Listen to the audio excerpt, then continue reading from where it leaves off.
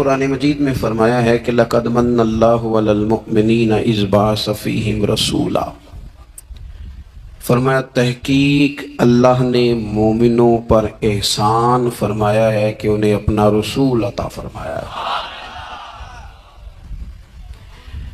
اس کا صرف ترجمہ کبھی بندے کی سمجھ میں آ جائے نا تو سارا میلاد اس کی سمجھ میں آ جاتا ہے۔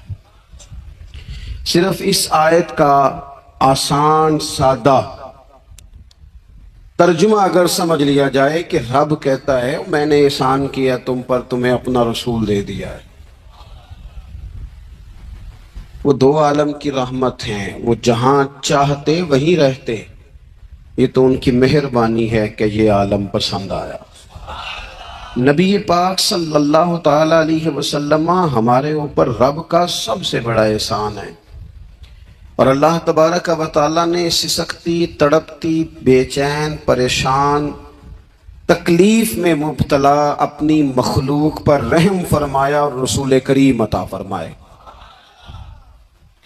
نبی پاک صلی اللہ تعالی علیہ وسلم کی تشریف آوری نے ایک ایک ذرے پر احسان کیا، حضور سے ایک ایک نگر، ایک ایک پتا فیضیاب ہوا، لیکن بعض چیزیں ایسی ہیں جنہیں خصوصی طور پر سرکار نے نوازا، بعض معاملات پر خاص کرم نوازی حضور نے فرمائی۔ ایک اہم مسئلہ ہے عقیدے کا مسئلہ۔ جس بندے کا کوئی عقیدہ نہیں نہ ہوتا، کوئی نظریہ نہیں ہوتا، کوئی اس شخص کا خاص مزاج نہیں ہوتا، سمجھنے والا، ماننے والا، وہ بندہ بھی بیچارہ کوئی زندگی کا لطف نہیں اٹھا پاتا۔ اس کا کوئی نظریہ ہی نہیں ہے، کوئی سوچ ہی نہیں ہے، کوئی اس کی فکر ہی نہیں ہے اس نے کس طرف جانا ہے۔ عقیدہ نہ ہو بندے کا، یعنی دنیا میں معاذ اللہ کچھ ایسے لوگ پائے جاتے ہیں جو سرے سے اللہ تعالیٰ کوئی نہیں مانتے، زندگی کیسے گزرے گی؟ وہ اپنی توجہات کا قبلہ کسے بنائیں گے؟ اور پھر دنیا میں کچھ لوگ ایسے گزرے جو کئی خداؤں کے قائل، کئی، اور پھر اہل عرب کا تو یہ حال کہ 360 بتوں کے سامنے جھکتے۔ مجھے بتائیے جس بندے کو یہی خبر نہ ہو میرا خالق اور مالک کون ہے، جس کو یہی پتہ نہ ہو کہ میرا رزق کہاں سے آتا ہے، میں نے مانگنا کہاں سے، جس سے یہ خبر ہی نہ ہو کہ میری دعاؤں کا رخ کس طرف ہونا چاہیے، اس کی بھی کوئی زندگی ہے؟ نبی پاک علیہ السلام نے سب سے بڑا احسان یہ فرمایا ہے کہ ہمیں عقیدہ توحید سکھایا ہے۔ حضور نے ہمیں ہر جگہ سے چھڑا کے رب کریم کی بارگاہ میں سجدہ کرنے کا حکم دیا ہے۔ عرب کے لوگ جو تھے وہ بڑی وہم کا شکار تھے، بڑی اوہام پرستی کا شکار تھے۔ یہ آج کل بھی وہم بہت زیادہ ہے نوجوانوں میں، یعنی کوئی فیصلہ پکا ہے ہی نہیں، کوئی پکی بات ہی نہیں کرتے، یہ کر لوں کہ نہ کروں، اگر آپ کہتے ہیں تو کر لیتا ہوں، ویسے اس میں فلانی کمزوری بھی ہے، اور اگر میں نے نہ کیا تو فلاں مشکل بھی ہے۔ بھئی جس بندے نے قوت فیصلہ ہی نہیں پائی، اس نے ارادہ ہی پکا نہیں کیا کہ اس نے کدھر جانا ہے، تو وہ سفر کیسے کرے گا؟ سفر تو اس بندے کا مکمل ہوتا ہے جو سفر شروع کرتا ہے۔ عرب کے لوگ بھی بڑے اوہام پرستی کا قائل تھے۔ وہ جب قربانیاں کرتے تھے تو ان کا گوشت لا کے کعبے کی دیواروں کے ساتھ ملا کرتے تھے، یہ قبولیت کی علامت ہے۔ سارے کپڑے اتار کے کعبے کا طواف کرتے تھے، جب احرام باندھ لیتے، حج عمرے کا ارادہ کرتے تو دروازوں سے داخل نہیں ہوتے تھے۔ وہ کہتے تھے کہ دروازے گناہگار ہیں اور ہم چونکہ اب نیک کام کر رہے ہیں لہذا اوپر سے ہو کے آئیں گے۔ رسول کریم علیہ السلام نے انہیں ان سارے وہموں سے، ساری پریشانیوں سے، ان ساری بدشگونیوں سے نکال کے کہا اللہ تمہارا مالک ہے، اللہ تمہارا محافظ ہے، ہوگا وہ جو رب چاہے گا۔ ذرا سی بات پہ سہم جانا، ذرا سی بات پہ ڈر جانا۔ حضور نے لوگوں کو قوت فیصلہ عطا کی، اور اتنی بڑی قوت فیصلہ حضور نے دی کہ کل تک جو فیصلہ کر نہیں نہ پا رہے تھے، آج انہوں نے اس طرح کے فیصلے کیے کہ اپنی ساری کی ساری اولادیں لے کر وہ میدانوں میں کھڑے ہو گئے۔ وہ ڈٹ گئے کہ ہم نے کفر کے مقابلے میں جہاد کرنا ہے، انہوں نے طے کر لیا کہ حق کیا ہے، سچ کیا ہے۔ نبی پاک علیہ السلام نے ہمیں عقیدہ توحید دیا اور وہ طے کر کے دیا ہے نبی پاک نے، سجدہ سوائے اللہ کے کسی کو جائز، اگر کوئی عبادت کی نیت سے کرتا ہے تو سجدہ کفر ہے، اور اگر تعظیم کی نیت سے کرتا ہے تو حرام ہے۔ اعلیٰ حضرت بریلوی رحمۃ اللہ علیہ نے 50 کے قریب دلائل کتاب و سنت سے اور 100 سے زیادہ دلائل فقہ اور اصول فقہ سے بیان فرمائے ہیں کہ کسی اور کے لیے تعظیمی سجدہ بھی حرام ہے۔ نبی پاک علیہ السلام تشریف فرما تھے تو کچھ جانوروں نے آ کے حضور کے قدموں پہ سجدہ کیا، پیش نظر ہے وہ نوبہار، اور سجدے کو دل ہے بے قرار، روکیے سر کو روکیے، یہی تو امتحان ہے۔ کچھ جانوروں نے جب سجدہ کیا تو صحابہ عرض کرنے لگے یا رسول اللہ صلی اللہ تعالی علیہ وسلم ہمارا بھی دل کرتا ہے، تو حضور نے فرمایا بھی سجدہ سوائے رب کے کسی کے لیے جائز نہیں ہے، ہاں اگر جائز ہوتا تو میں خاتون سے کہتا کہ اپنے شوہر کو سجدہ کرے۔ نبی پاک علیہ السلام نے حد بندی کر دی۔ اور پھر دیکھیں یہ جو ہم میلاد مناتے ہیں نا، یہ میلاد اللہ تعالیٰ کی توحید کا بہت بڑا اعلان ہے۔ ہم کہتے ہیں نبی پاک کا میلاد ہوا، تو جس کا میلاد ہوتا ہے وہ خدا نہیں ہوتا، جو پیدا ہوتا ہے وہ رب۔ جب ہم میلاد منا رہے ہوتے ہیں تو ہم یہ بتا رہے ہوتے ہیں بھئی حضور خدا نہیں، حضور تو 12 ربیع الاول کو پیدا ہوئے، تو جو پیدا ہو رب پیدا، لم یلد ولم یولد، اللہ تبارک و تعالیٰ پیدا نہیں ہوتا، مالک تو ازلی ابدی شان رکھتا ہے۔ اس لیے عقیدہ توحید بندے کو مضبوط کر دیتا ہے۔ انسان جب عقیدہ توحید والا ہو جاتا ہے، اور نبی پاک علیہ السلام دنیا میں رب کی طرف بلانے آئے، وداعیا الی اللہ باذنہ وسراجا منیرا، حضور نے لوگوں کو اللہ کی جانب دعوت دی۔ جب انسان توحید والا ہو جاتا ہے تو مضبوط ہو جاتا ہے، وہ کسی سے نہیں ڈرتا، وہ سمجھتا ہے ہونا تو وہ ہے جو میرا رب چاہے گا، مجھے پریشان ہونے کی ضرورت کیا ہے۔ پھر اس کا بھروسہ بھی اللہ تعالیٰ پر، اس کی امیدیں بھی اللہ رسول سے، اس کی توجہات کا قبلہ بھی سارا ادھر ہی۔ تو حضور نے لوگوں کو عقیدہ دیا، مضبوط کیا۔ رسول پاک صلی اللہ تعالی علیہ وسلم نے ذہنوں کو پختگی عطا فرمائی۔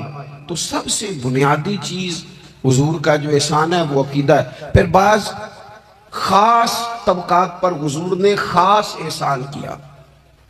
آج بھی پوری دنیا میں ڈنڈورا پیٹا جاتا ہے عورتوں کے حقوق کا، پوری دنیا کے اندر، اور بعض لوگ عورتوں کو بڑا دھوکہ دیتے ہیں، کہتے ہیں تمہیں حق نہیں ملتے لہٰذا تم سڑکوں پہ آ جاؤ، معاذ اللہ، تمہیں حق نہیں ملتے لہٰذا تم معاذ اللہ بازاروں کی رونق بن جاؤ۔ عورتوں کو بڑا پریشان کیا جاتا ہے حقوق کے تعلق سے۔ نبی پاک علیہ السلام کی آمد سے پہلے کوئی خاتون کے ساتھ سلوک اچھا نہیں کیا جاتا تھا، اس کا کوئی جائیداد میں حصہ نہیں تھا۔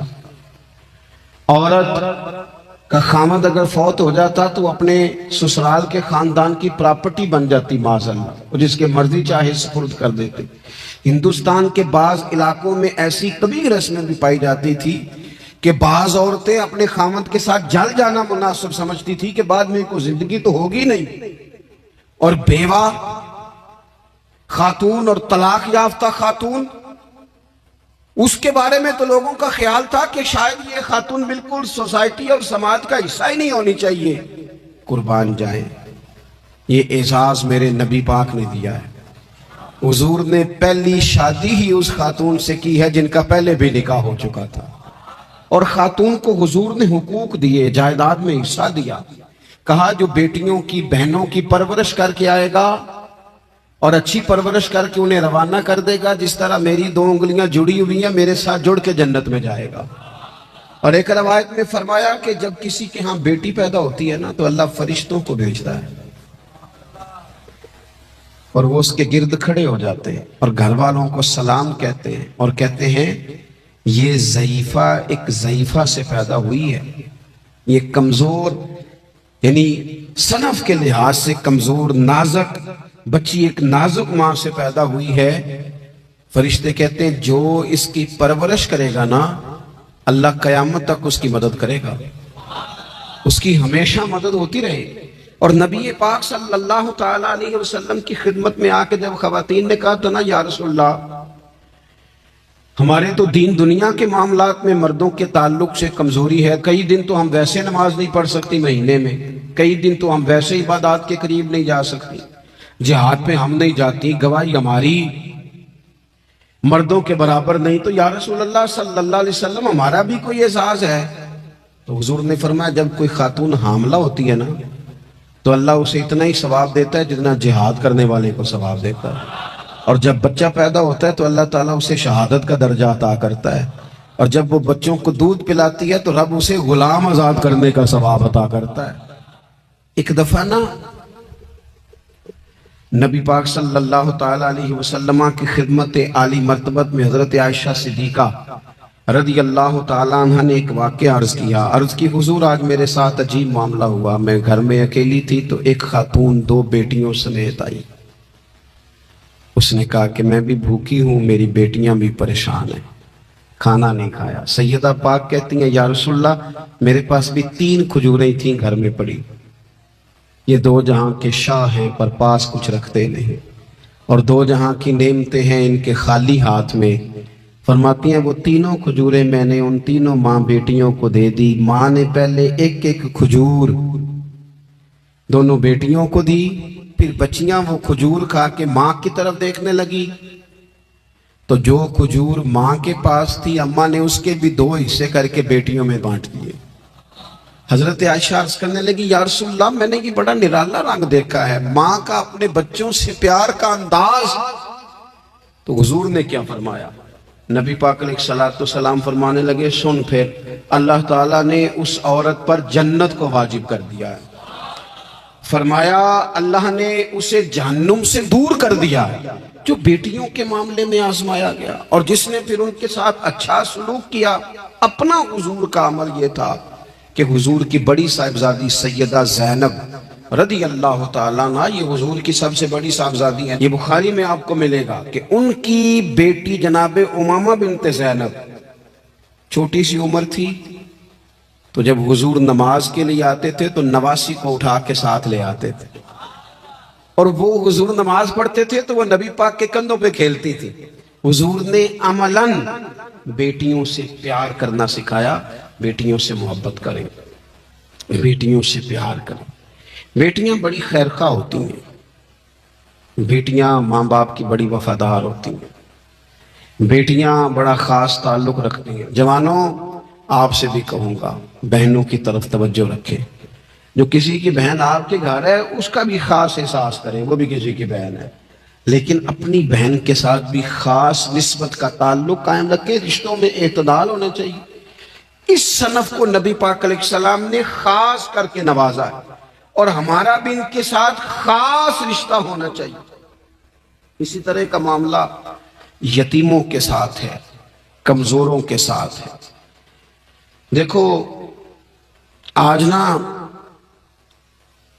ہمارے ہاں کمزوروں، غریبوں، مسکینوں، یتیموں کی مدد تو کی جاتی ہے لیکن انہیں لوگ اپنے ماحول کا حصہ نہیں بناتے.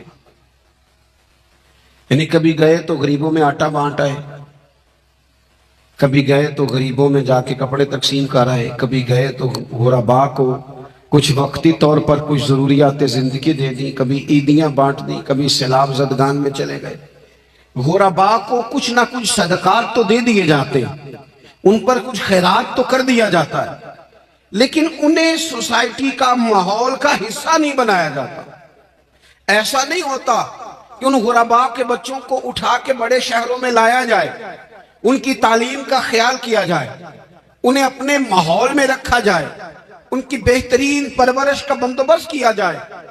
کائنات میں بڑے لوگوں نے کام کیا ویلفیئر کا، بڑے لوگوں نے غریبوں کے ساتھ تعاون کیا، بڑے لوگوں نے محبت کی، سب قابل تعریف ہے. لیکن ہم نے یہ کیا کہ ان کی امداد تو کی